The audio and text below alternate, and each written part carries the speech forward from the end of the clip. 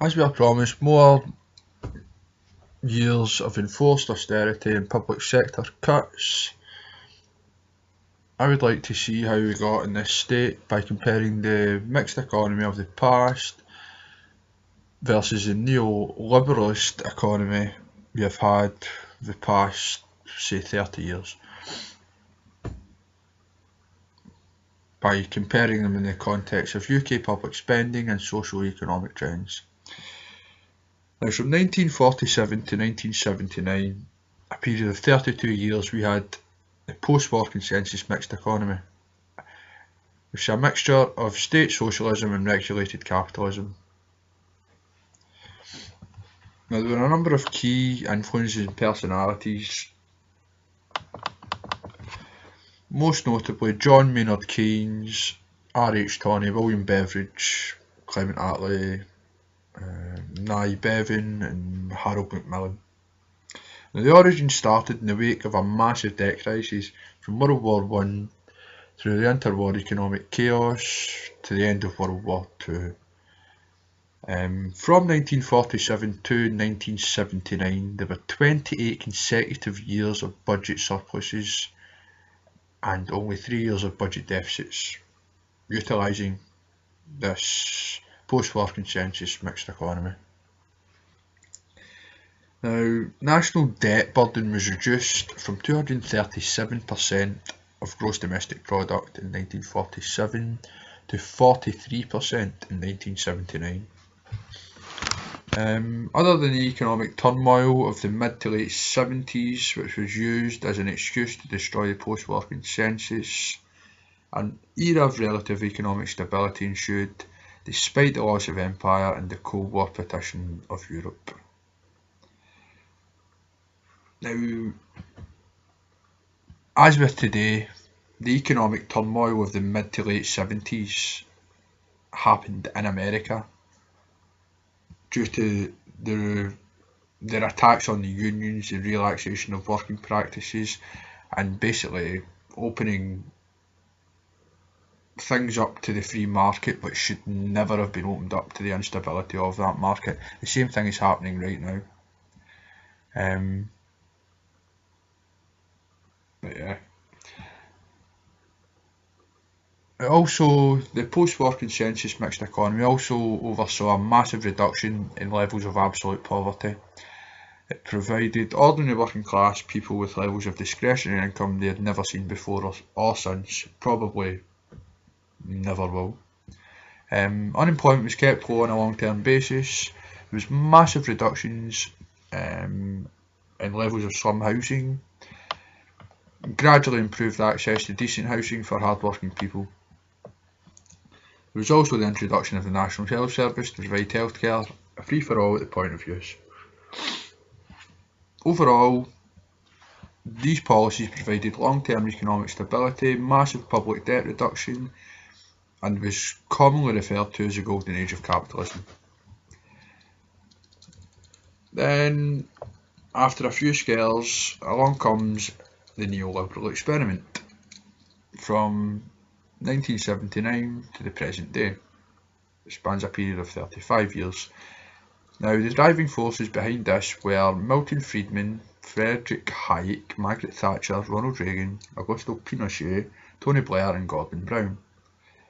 Yes, New Labour are neoliberals, in case you didn't know.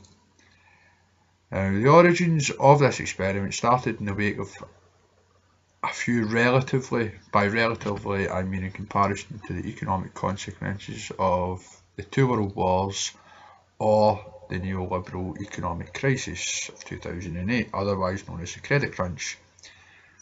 These were minor crises, notably 1973 oil shock and the late 1970s industrial unrest.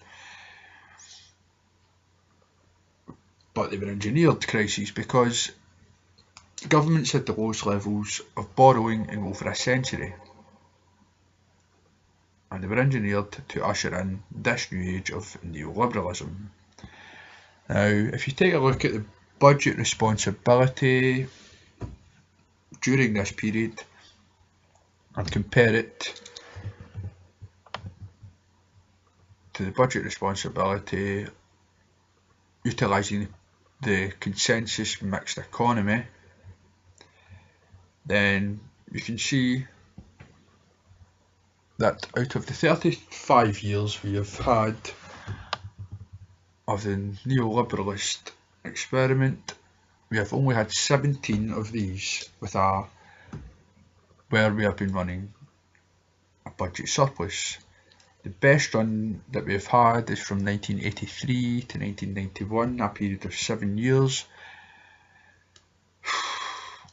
which consecutively we did run a budget surplus. However, this was funded by the fire sale of state infrastructure, in other words privatisation.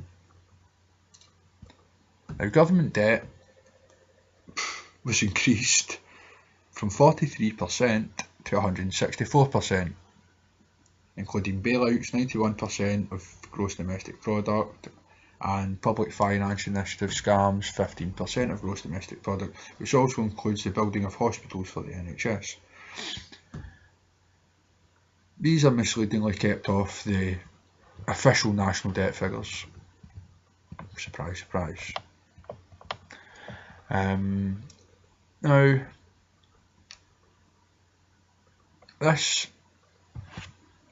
let's say, policy has overseen a period of increasingly violent economic stability despite the end of the Cold War partition of Europe, exponential improvements in IT capabilities, and the influx of cheap Asian commodities.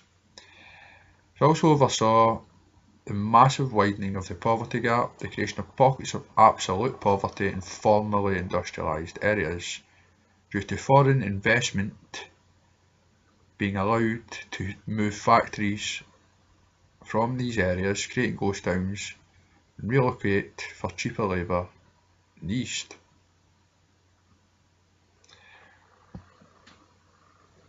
Consumer spending power has been squeezed, and discretionary income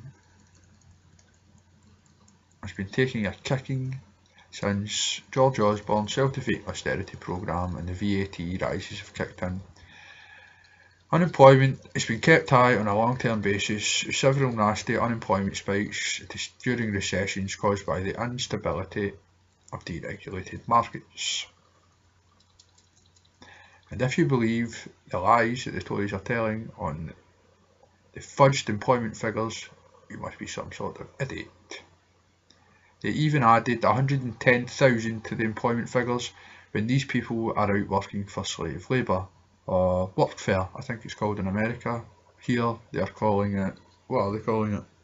I don't know. I just know that there's people working in Poundland, there's people working in Tesco's, there's people working in loads of places who aren't being paid an actual wage. They are being given their job seekers allowance,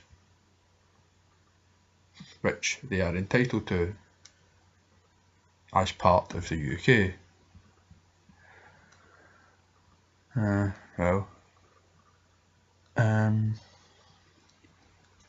These policies have also oversaw increased levels of slum housing via unregulated something-for-nothing slumlording, increased difficulty for working people to find access to decent housing. They have been priced out of the market due to unsuitable and unsustainable speculative house price inflation.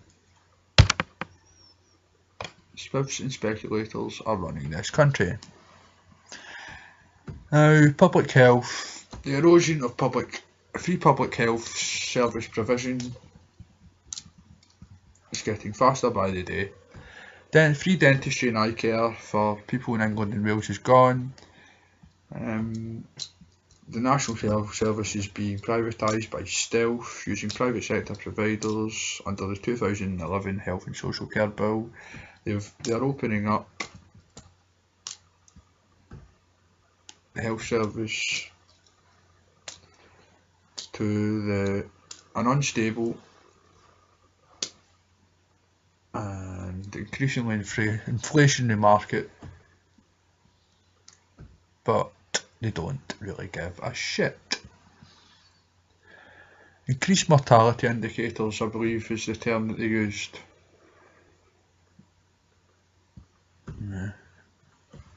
Most people would know that as death. But anyway, overall, increased neoliberalism has resulted in the 2008 economic crash, otherwise known as the credit crunch, and also the crisis of capitalism, which we are now experiencing. Although there were still plenty of political and social and economic problems during the mixed economy years, I'd say that overall, this basic comparison makes a pretty convincing case for a return to the mixed economy.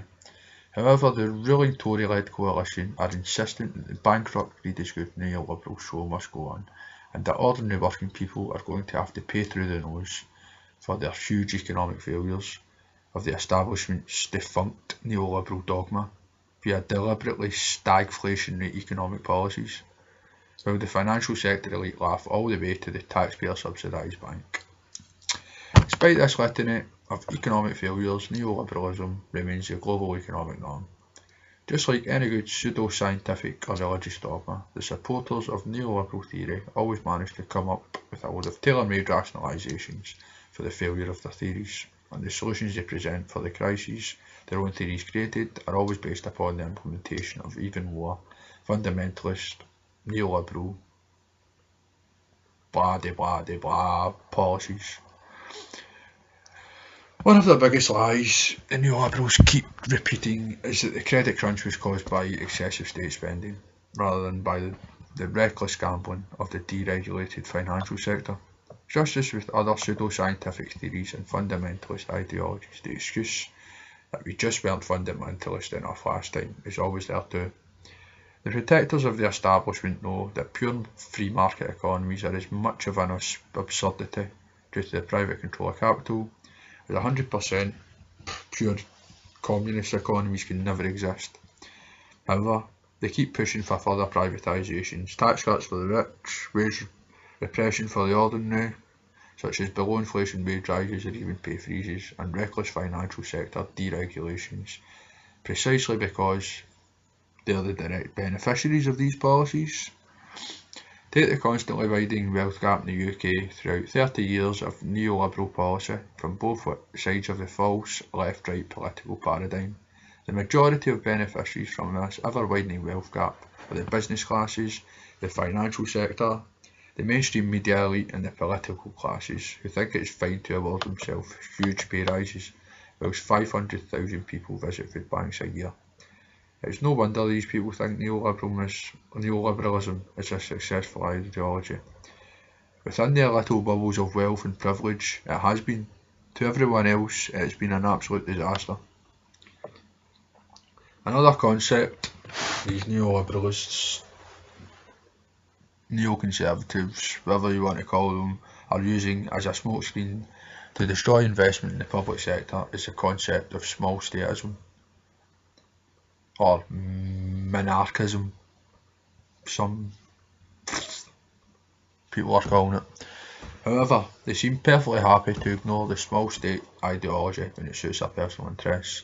Take the vast banker bailouts, the biggest state subsidies in human history, that were needed to save the global financial sector from the consequences of their own reckless gambling.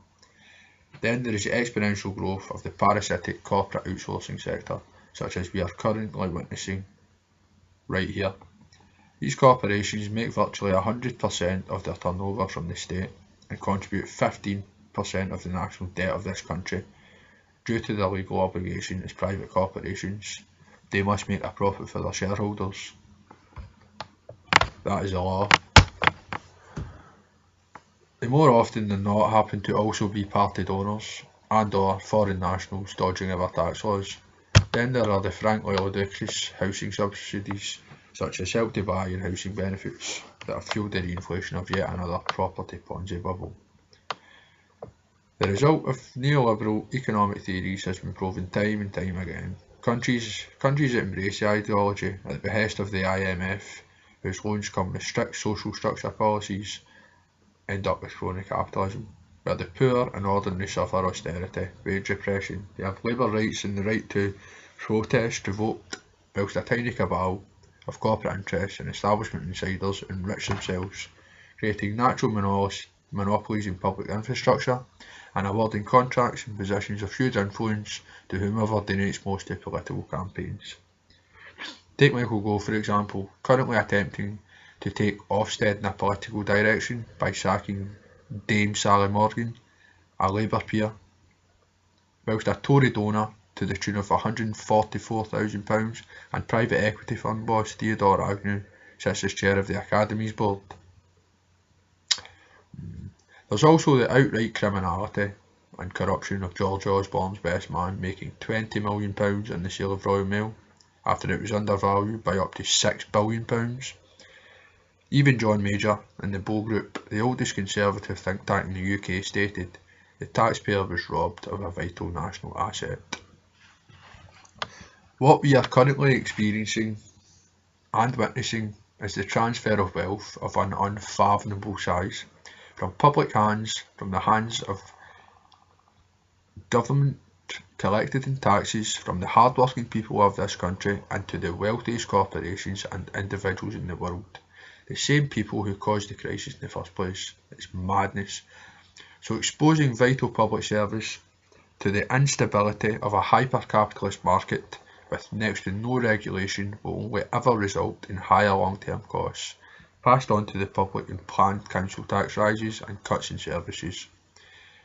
It may show as a huge cash deposit at the time of sale, but is like selling your house only to move back in and rent it at an extortionate rate. Look at the rise in postage costs already with Royal Mail. Look at the cost of energy. Our privatised railways are the most expensive in Europe, as are our air travel providers. These all amount to taxes whether they are indirect or not. This public-private finance nonsense is long-term economic suicide, and it will be the children of this country who will suffer.